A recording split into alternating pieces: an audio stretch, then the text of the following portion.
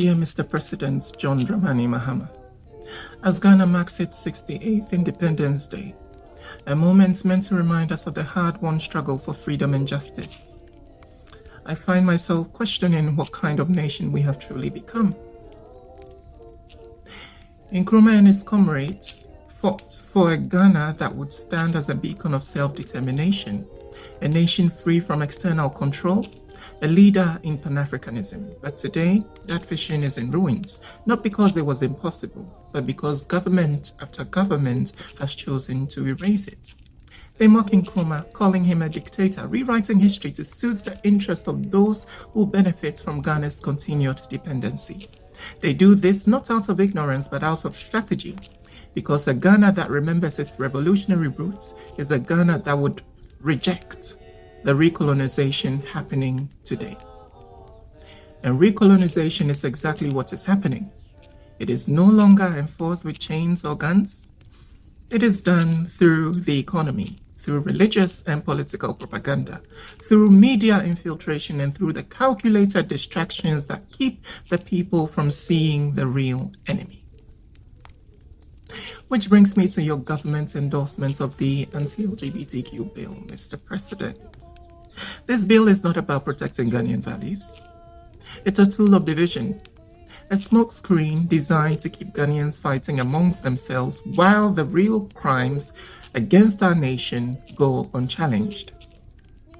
We have corrupt politicians who embezzle millions, but your administration is focused on criminalizing the identities of ordinary citizens.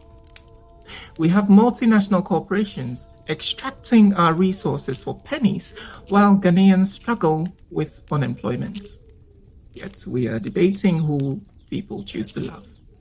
We have foreign-controlled media shaping our narratives, erasing our history and dictating our future, but somehow this bill is the priority. Where is the national conversation about reclaiming our economy from foreign dependency? About building industries that are truly Ghanaian-owned? About stopping the religious and political elites from selling our future in exchange for wealth and power? Those conversations are ignored because they threaten the system that keeps Ghana in chains.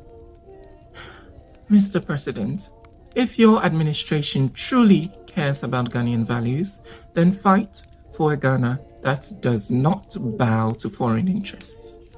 Fight against the business elites who sell our land and resources to the highest bidder. Fight against the corruption that keeps our healthcare and education systems in ruins. Fight against the propaganda that turns Nkrumah's vision into a distant, ridiculed memory. But do not tell us that this bill is about preserving our culture. Culture is not preserved by policing people's private lives. It's preserved by protecting our sovereignty. And that is a battle no government since Nkrumah has had the courage to fight. So as you stand before the nation today, March 6th, speaking of independence and patriotism, ask yourself, are we truly free? Or have we simply traded one form of colonialism for another? The people are watching. We are watching. And history will judge you. History will judge.